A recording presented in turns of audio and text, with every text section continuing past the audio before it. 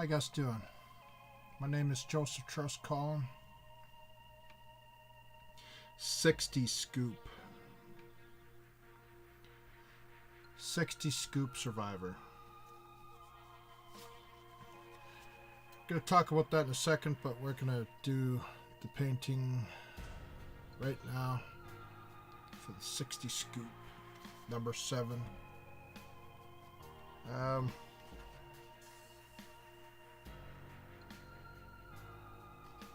Let's just do it.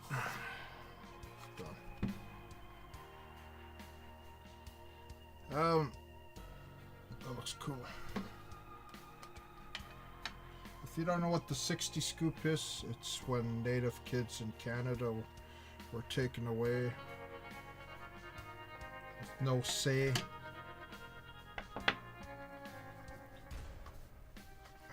When they were young, I'll explain it in a second. But first things first. This has to be perfect.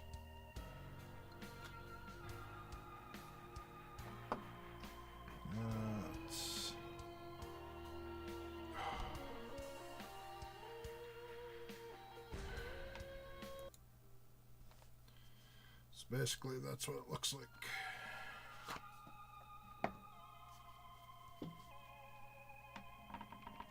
I want this one goldy really looking because it's a special one. And if anything special, it's what I'm about to share with you. So,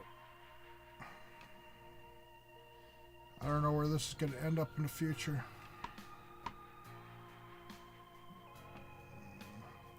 Canvas gold bar.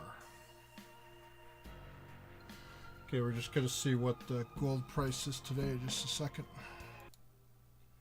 So, this one goes up $1,285.15 every single day forever.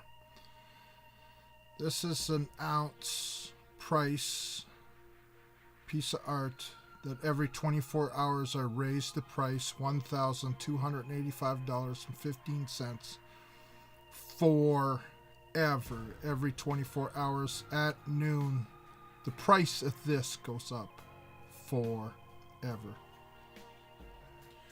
60 Scoop. I'm a part of that. When I was young, do I shut the music off for this?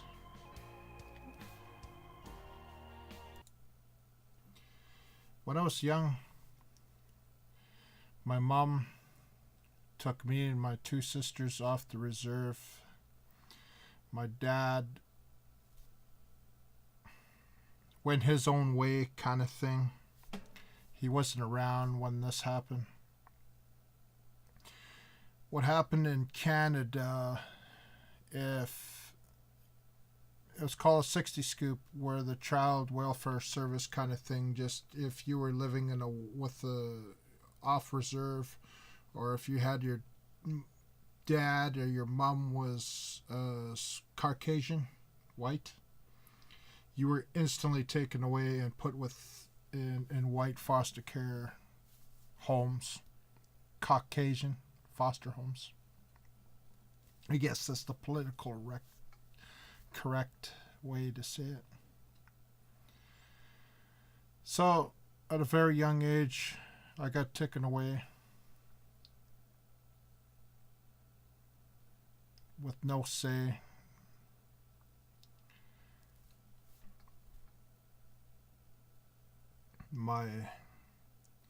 When I was young, the last I remembered was me and my 2 sisters in some farm in the middle of nowhere, and the people at the farm forbid me to talk to my sisters, and they separated us because I was protected, if I remember that. And that's the last time I ever seen of them.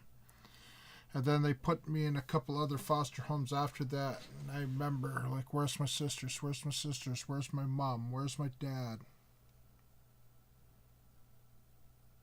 No explanation from the government. No social worker just saying you behave, you do what the people at the and I realized over many years it was all about money. The people in where I lived never cared about me. They just wanted the government money.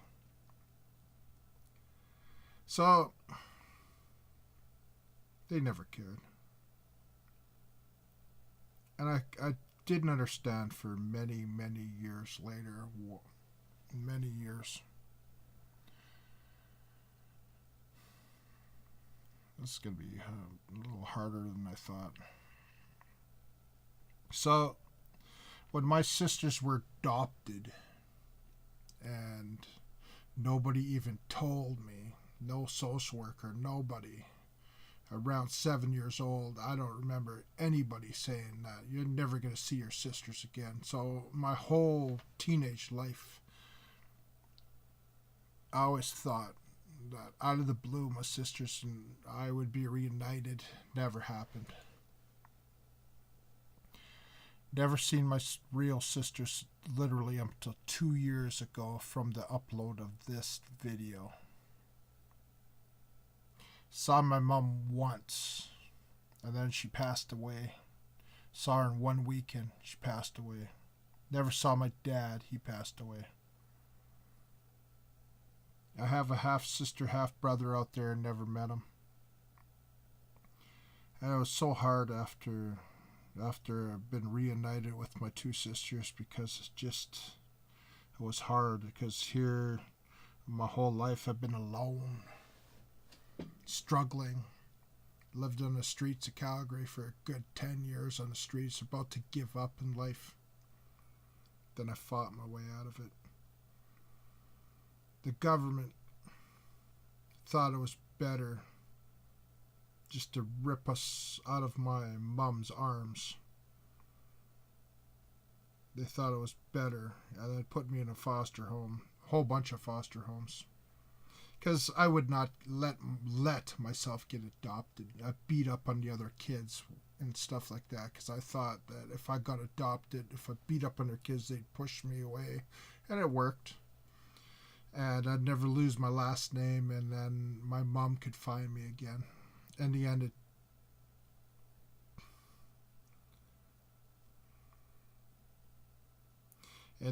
at the reserve, I found her through the reserve and stuff like that. And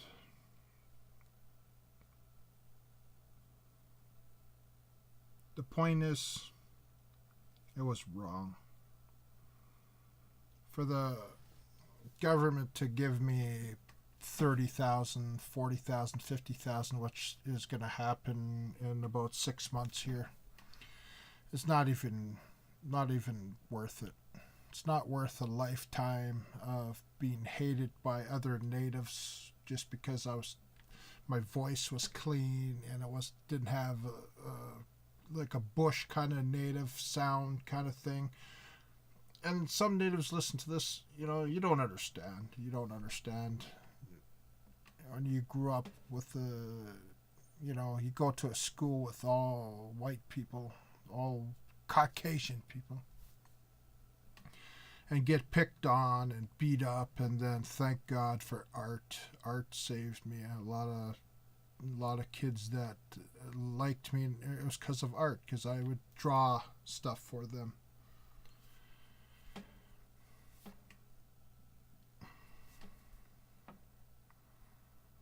And then when I turned 18, the government opened up the books on me kind of thing and said, here's your file.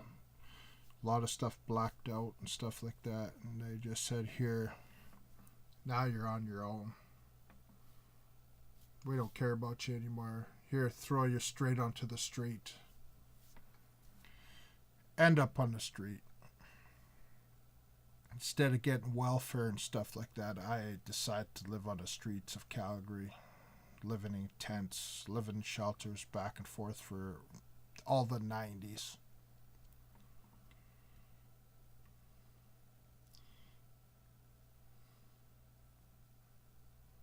Imagine living in homeless shelters and living in rooming houses for a good 10 years with no direction. Nobody taught me anything, no foster home showed me how to live. I had to teach myself. No backup from your parents for school, nothing like that. I graduated high school, never went into post-secondary. Could have, but decided to work odd jobs at that time. Finally got my way off the streets kind of thing, and then now I'm the same job for 20 years that saved my life. The job I'm in right now, 20 years, same job. 60 Scoop could give me $1 million and I wouldn't be happy from what the damage they did to me. And lucky I've been a strong, tough guy all my life. Been strong. No criminal record whatsoever. Always been a hard worker. Always been a nice guy to everybody. Always. The person my whole life I looked up to is Wayne Gretzky, a hockey player. And the way he carried himself. And I said to myself, I want to be, never played hockey or anything like that. A little bit when I was a kid, but I want to be kind of like Gretzky's personality, just, it's a weird thing to say, but that's why you'll see Canvas 99, Wayne Gretzky, it has a lot to do with it. But imagine you have kids. Imagine the government just comes in one day and just says, you know what, we just don't like the way you're raising your kid, just take you away. And it never stopped there. If you're in the reserve, you get stuck in residential school where they took you away anyways if your mom and dad was native and stuck you in a residential school away from your family. Like,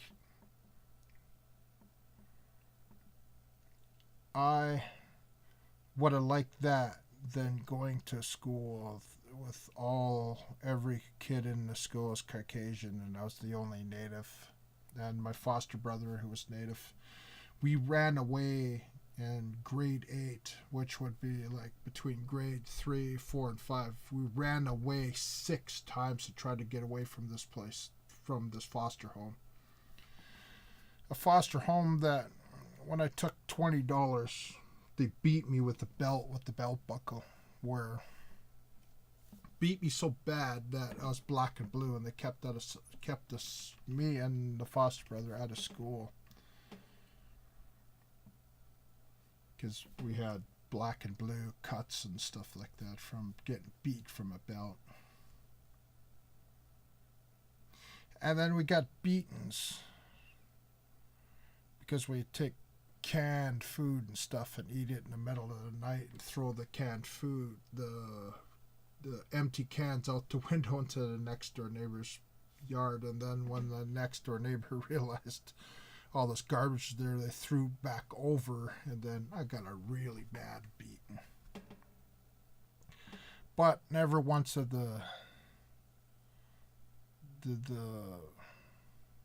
they ever ask why was I taking food from them in the middle of the night. Obviously I was probably starved before that. It's just a survival thing. You gotta eat while you can. No, because nobody gave a flying. Nobody fucking cared. And then years later, when I realized like the foster homes were getting $600 to $1,000 a month for us being in the foster home, where we could have easily just been out at the reserve with my mom or whatever. And then losing my identity.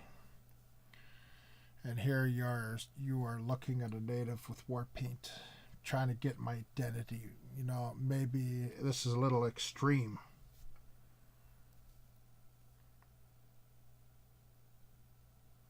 What you see in front of you there in the Warpaint looking at you in that picture is a survivor.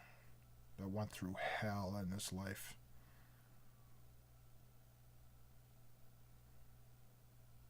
Went through hell.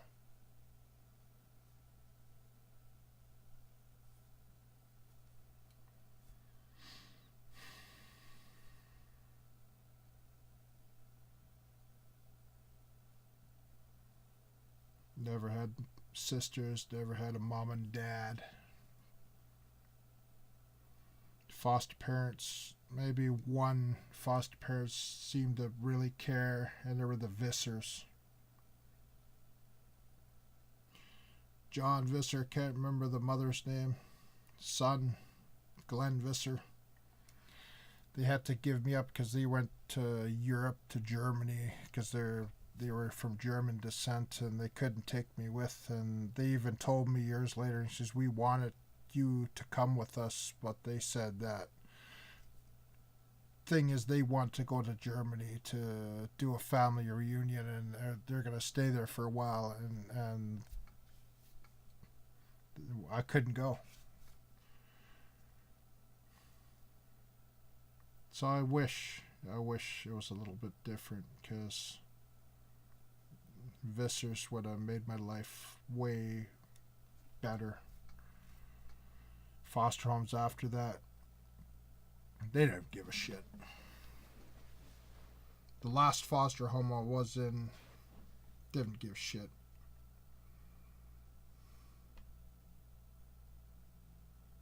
It's a big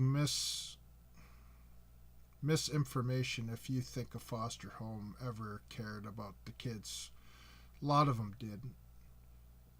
I used to get toys, and then I'd have the toy in my backyard, and then it'd go disappearing. And I remember this one Consumers distributing truck with a missing wheel, and the foster parents decided, instead of giving me toys, this is the thing that hurt me the most in my life that I remember. Instead of giving me new toys, they gave me that they said that it went missing. Oh, you shouldn't leave your toys in the backyard. So they gave me the truck for my birthday. No other toy, just that truck. And I knew, and I said, listen, this is my truck. I remember. It's missing a wheel. No, we just bought that. That's one thing and that hurt me. Because then I knew that these foster parents never gave a crap about me. They just want the money. The foster parents, all their houses should come to me. The shit in their wills. That's how pissed off. All their houses, all their possessions should come to me. Maybe in some way, shape, and form. This is my revenge right here. All my art. If you're looking at the other art in my channel, if you're watching my 60's scoop story, there's a lot of anger. But that looks really good. That looks really good.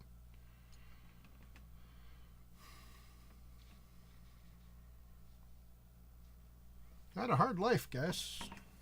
Not easy. Had a great group of friends. My best friends are all Caucasian. Every single one of them.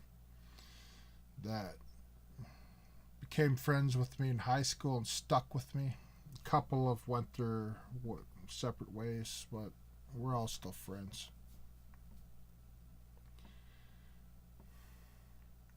But they saved me.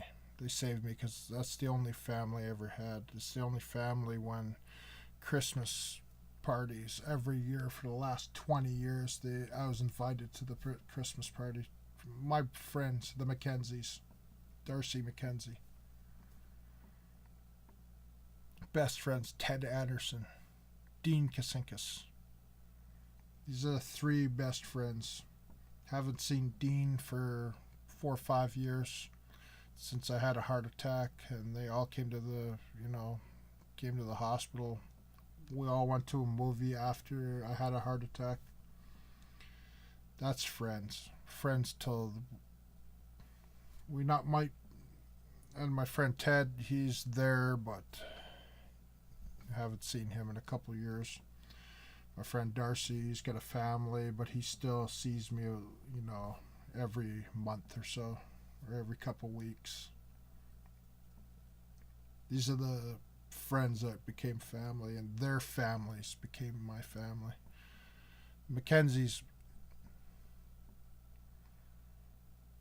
put it this way, if my art ever becomes multi-million famous like I plan, every single one in that family is going to be very happy one day. Very happy.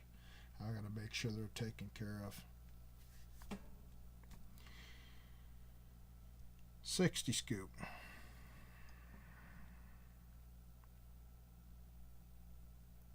It's not right just to pull kids out of their bloody families like that, how many people, when the settlement comes, the minimum's like 20,000 and the maximum's about 50,000, but I'm sure it's going to be around 30 to 40,000 each, because the sheer number of people that probably killed themselves, sheer amount of people that,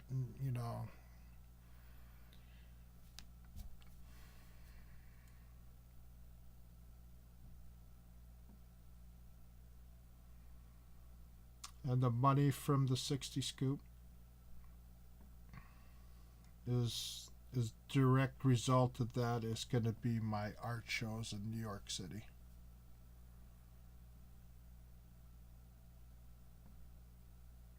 Well, that money comes from the 60 scoop. That's going to be my finance of my art shows.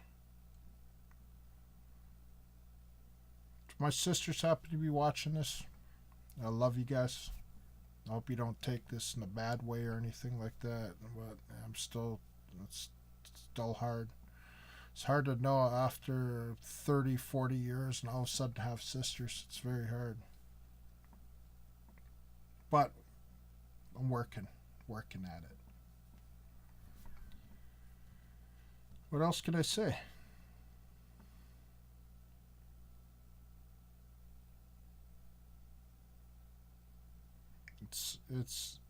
And being native, it's been very hard, very, very hard, because I didn't fit in everywhere.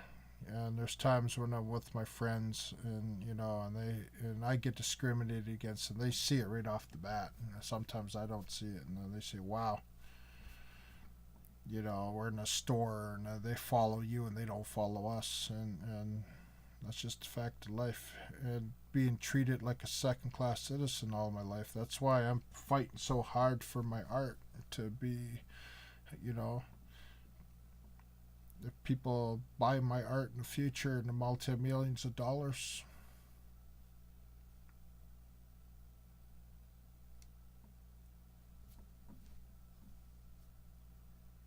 see what happens. I remember running away. Grade 3, grade 4. I remember me and my brother, foster brother, walking all the way to Edmonton. Walking all the way to Thorsby when the police picked us on the highway about a couple days later. And then I remember the police, my foster dad at the time, kicking me when they picked us up at the police station at Thorsby. And I remember the cop going, "What are you doing, sir?" And the foster dad's just kicking me, full kick in my back, into the car. I'd say, "Officer, don't you think a little kid in grade 3, grade 4 running away, there's a reason for it, because we don't want to effing be there?" But no, they put us back. Then ran away all the way to Edmonton, stayed about a week on the streets, living out of gardens. Put us back. Ran away a third time. Put us back. Ran away a fourth time. And finally the social worker says to the other kid, Norbert, he says, "I want to leave." And they said, okay. So he got to go. So I ran away myself, and I stayed in the neighborhood. And remember, I'm just a little kid. I'm in grade 6, which is like literally 8 years old or so, or 9 years old. And so to survive in the neighborhood, I broke into a whole bunch of houses in Leduc just to survive. And broke into a whole bunch of houses just to eat and stuff like that, because I did not want to go back there. And then my sister, foster sister, never gave a crap about me. He even told me, I was never your sister. And man, that hurt. Here I thought I had a sister, and my foster sister said, no, I was never your sister and never will be. And she found me at the park, starving. Winter was coming at the time. And then the police showed up and said, it's strange that you ran away in this neighborhood, and all these houses had attempted break-ins, and the only thing was stolen was food and some change. So the cop at the time, and this is like 1979, said, we're going to play a little game. We're going to drive around, and you're just going to point to the houses you broke into or tried to break into. And I said, okay, let's do it. So I was busted. So here's the next part of the story. Oak Hills. Went to youth court. Went to Oak Hills. Went to orientation. I was there for a week, and I loved every bloody second of it. I loved every minute of it, and I'll explain to you why. I went back from orientation to say goodbye to my foster mom at the time. And she says, this is all I could do is get you into open units. They would want to put you in a closed unit in the city, which was Kikino or YDT at the time. And my foster mom, the best thing she ever did is get me into that open unit. She had a little bit of influence, apparently. I don't know. So So I was back for about a week, and then I was going for 2 years at Oak Hills. They let me stay there for a week. Went back to Oak Hills. My mom at the time, foster mom, said, oh, don't you feel so sorry you broke into these places and everything? And I said, nah, that was the best thing. And I said, they have horses out there. They have cows. They have chickens. They have pigs. You get allowance every week there. You just be good. You get benefits. And my mom at the time, foster mom, said, oh, don't kid yourself. I know you're sad and I want to go back there. Now at Oak Hills, it was the greatest thing that ever happened to me, because it showed me how to work. I got the pig chore where every week, remember this is 1980, I got a pig chore that every week I got $7 for taking care of the pigs. I got another $2 for not being a non-smoker, even a kid. They even allowed kids to smoke at that time out there. They had a level system, off level, level 1, 2, 3, or level 1 was bad. Then it was level, I think it was up to 6. Then 7 was off level, which means is you were a really good kid. So every week, if you're good, you climbed a level. If you got an off level, you did something bad, then they dropped you down a level. Every level, you got like $1, $2, $3, you understand? So I was getting $14 a week to a kid. That was like a lot of money back then. And a lot of kids, you got to remember, they're all in level 1, 2, 3 because they're bad. They never did the chores. They beat up on other kids. They broke into the staff's cars. But that was the greatest thing that ever happened to me, is being in Oak Hills, because when I got that pig chore, and then I said, all I had to do is work, and I got money. were in a foster home. They never gave me nothing. They never gave me. They bought treats here and there, but they never gave us spending money. So to me, I was like a multi-millionaire. To me, I was a kid. And wow, this is the greatest thing that it was ever. So, and it got so bad where I built a little lockup. Remember, I was probably 10 years old. I built a lockup on the wall, and I had all my, every week when they gave us our allowance, I'd put my envelopes in a little lockup, and then I remember I said to the key worker, I want to switch with somebody else's room to the off room that's right across from the office from the staff, and no kids want to be in the room across from the staff. And then they asked me later. I remember one of the key workers saying to me, the reason you want to move into that room, right, is because you want the staff, since that office was open 24 hours a day, you wanted us to keep watch of your money in the lockup. And I said, exactly. You guys were like my security guards. So every week I'd get an envelope with $7 for being on off level, plus $2 for being a non-smoker, and then $7 for the pig chore. So I'd have like $15 every week, and imagine that as a little kid. And I had a little tray with every, and I remember the August, who was the warden of the place, he came in, he says, open up the locker, and he says, where you're stealing everybody's money. And I said, no, that's so those envelopes are unopened. I only been, and I pawned, and I had a whole bunch of kids little Walkmans at the time, when there were Sony Walkmans. They had clock radios. I had almost every kid's poster from the whole place on my walls because I was pawning everybody's stuff. And I realize it's bad now, but to us king there.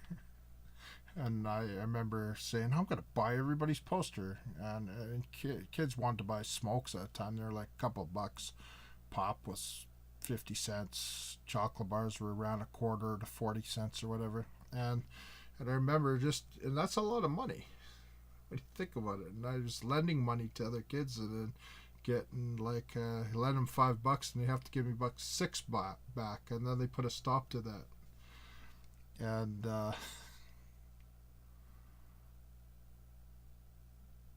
but it taught me how to work. Taught me if you want anything in life, you had to work. Oak Hills was the best thing that ever happened to me. Now, on the off level, you're allowed to go, you're trusted, allowed to go into Bon Accord, the town, by yourself. You're allowed on a Friday night and a Saturday night to stay up as late as you want, but you had to go to bed.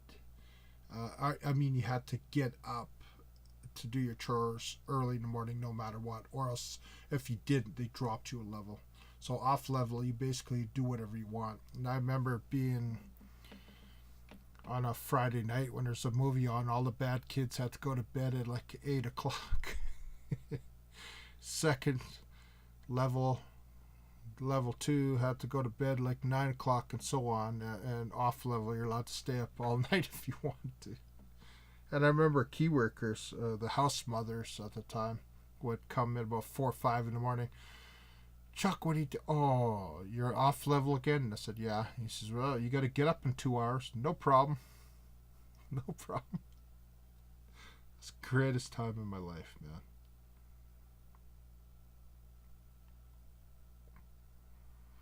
Until years later when I ended up on the street, because I didn't learn my lesson good enough. But it wasn't bad. Never did anything bad. Don't have a record. When I turned 18, started working.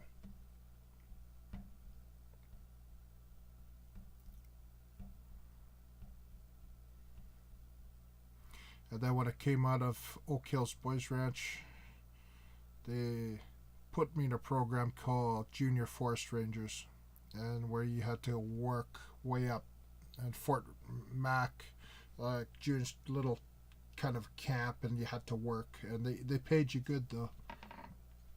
And just to see that lifestyle and all the people there that were normal that you were working with, about 12 other guys, all the same age, and then coming from where all the kids were bad, and then seeing that part of life and going, you know what? And it taught me to, I didn't have to be with these bad kids. I could be with the good kids that have normal lives, and they carried themselves different. It was different.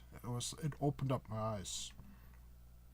JFR, 1984, and that was the first time I was in a plane, first time I was in a jet boat, first time I was in a helicopter, DC-3 way up north, up to Dory Lake, and building the campground. Beaver float plane into Saskatchewan border to build a trail, and jet boat back. And then on the way back, I got a helicopter ride when we lifted some of the supplies from one kind of a base to the other, and then I got to go because I set up I remember everybody, the boss going, okay, I got a task. It's going to be hard. Need 2 volunteers. And people are going, oh, Chuck will do it. Chuck will do it. Oh, what's he doing? Oh, he's riding to the next camp about a couple hours away, and he's going to fly there, drop down. He's going to build the camp while you guys are cutting the trail. And I remember putting the poles up for the canvas tents and everything, had everything ready, and they just came in just dead. Just dead. I remember that. They go, yeah, well,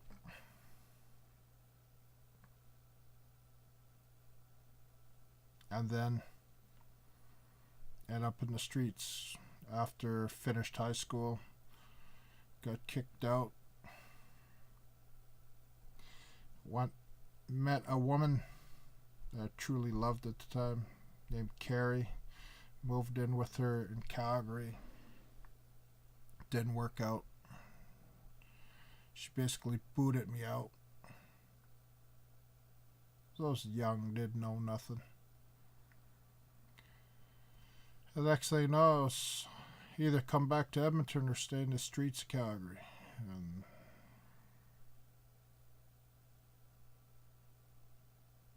just stuck in that trap for almost 10 years.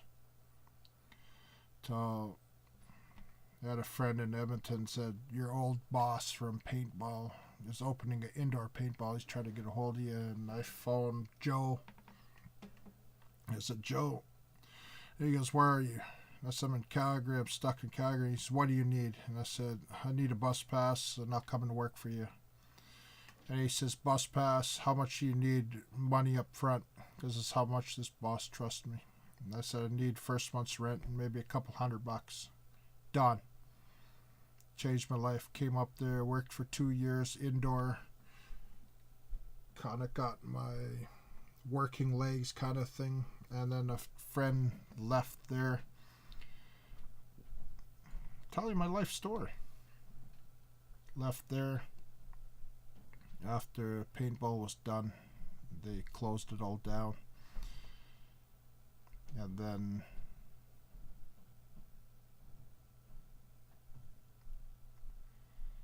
after it was done, I think I might have woke up my roommate. After it was done, then my buddy that was working there, Ted, he is working for the company I work for now, and I'm still here 20 years later doing video game play on Warpaint Gamer and this. The dream.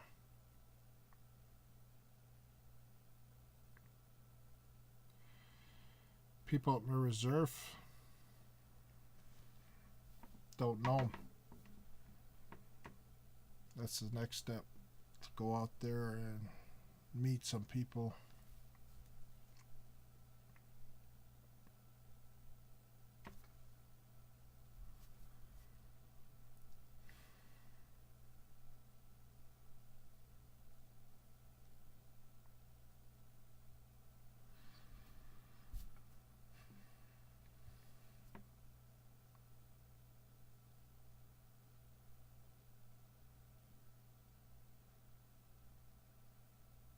Life is good. One big factor in my life is never drank alcohol. When I was younger, I did, but I'm one of those guys that just don't like the taste of it. It tastes harsh to me. Thank God. Never tried any drug in my life. Even though you see me with Warpaint. Never tried a drug. No, never tried marijuana. Never tried no type of drug. Don't smoke. Never tried smoking. Never did nothing. And those big three. It made life easier, not have to worry about that. And if you're watching this and you're young, you don't have to smoke, you don't have to do drugs, you don't have to do any of that. It's just a big hassle in your life. Life is more harder because a lot of people use that to escape. But I learned over time, if I had a problem with my life, you just deal with it straight on. If there's a problem right here, you deal with it right now. Tomorrow you deal with it, day after you deal with it, and it eventually gets better. And it's not like I'm not going to take some alcohol or drugs and it's still there. The problem's still there. The next day, take some alcohol, take some drugs, problem's still there. Next day, year, 2 years, 3 years, problem's still there. If you don't have drugs, alcohol, or anything like that, that problem goes away faster because you have no choice but to deal with it. It's true. Girlfriends. Single right now. Kind of have a sort of girlfriend, but all my life I prefer doing my own thing. Never really happened where, I don't know, just didn't work out.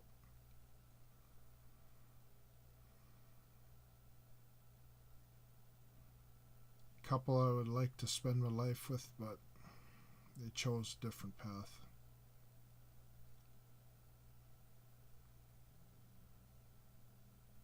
So who's Joseph Charles Colin today? The artist. 100 paintings down, another 100 to go. I'm a YouTuber. 5 different channels.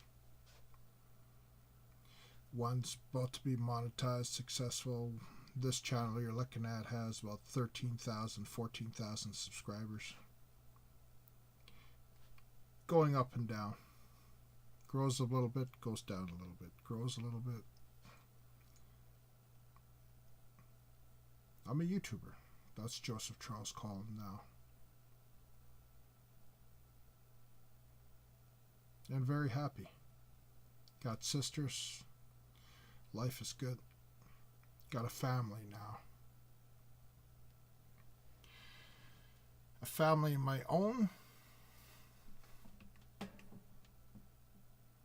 Maybe if this guy you're watching becomes a multi-millionaire with his art, which I'm planning on, then I'll find some single mother that wants to be treated really good. A single mother with a couple kids, young kids, that wants a really good dad to spoil them, take them all over the world,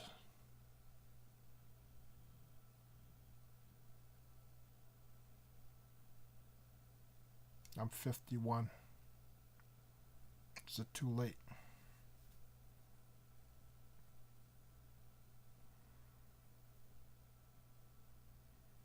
No. That's about it, guys.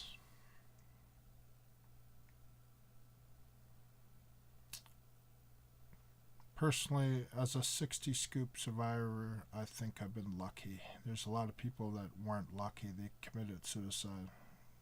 People have died from drug overdoses. People have died from drinking their sorrows away from alcohol.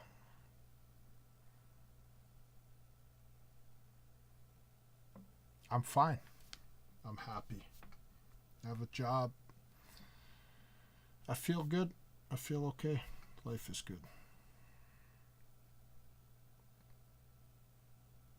Life is good. Thank you for watching this. My 60 scoop.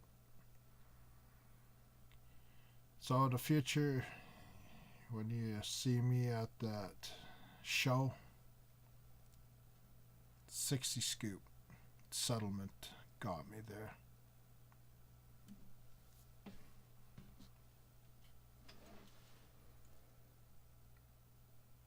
And before we sign off, this is number 7. This is a really nice one.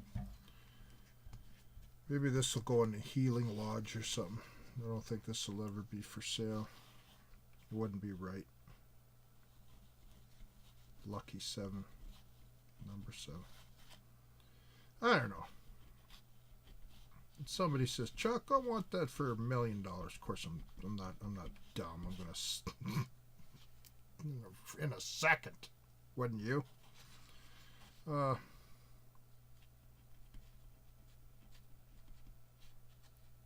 Canvas gold bar. That's my story, guys. My story. It's kind of a sad one, but I'm a survivor.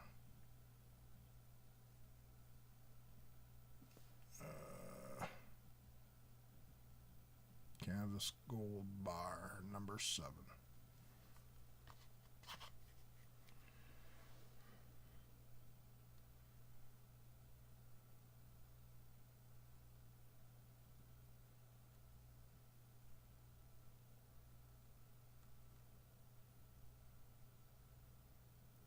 "48 minutes.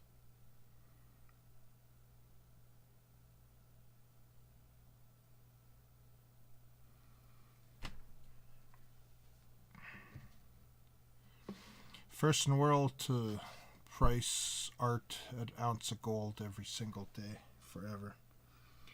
People are spending millions of dollars digging it out of the ground, and all they have to do is just buy one of mine that goes up the ounce price every single day forever.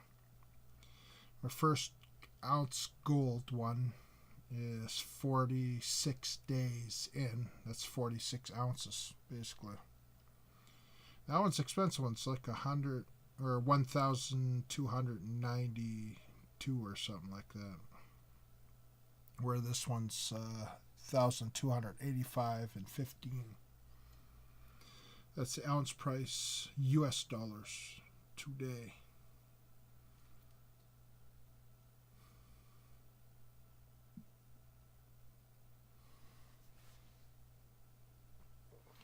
And all my paintings are $1 a minute. Sitting on about $50 million if people bought it in the future. Man, this looks so good. Just the gold. It's beautiful.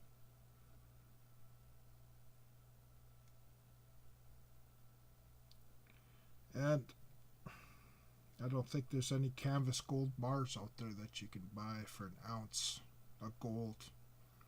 And every day it's like it's one more ounce price every day at noon. Goes up and up and up forever to the end of time. So this painting I'm looking at right here,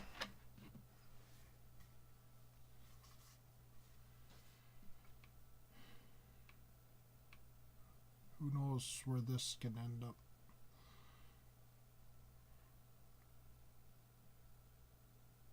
It looks so cool. That looks good.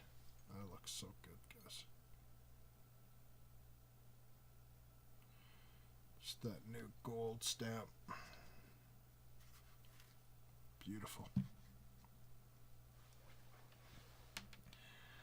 Do I stretch this to an hour or just call it a night? I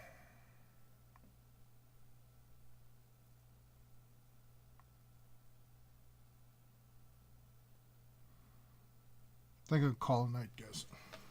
Thank you so much for watching.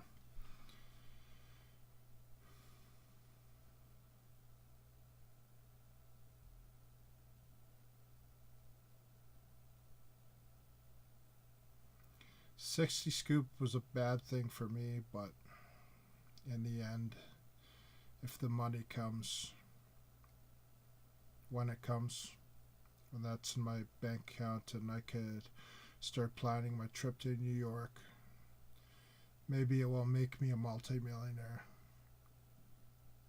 If there was no scoop, if I was never scooped, would I still be an artist like this? Or would I be on a reserve just living life?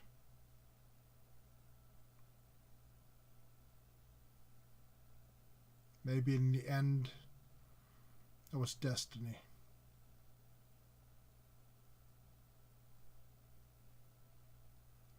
You've heard the first part of my story. And hopefully, if everything works out, you'll read about the rest of my story.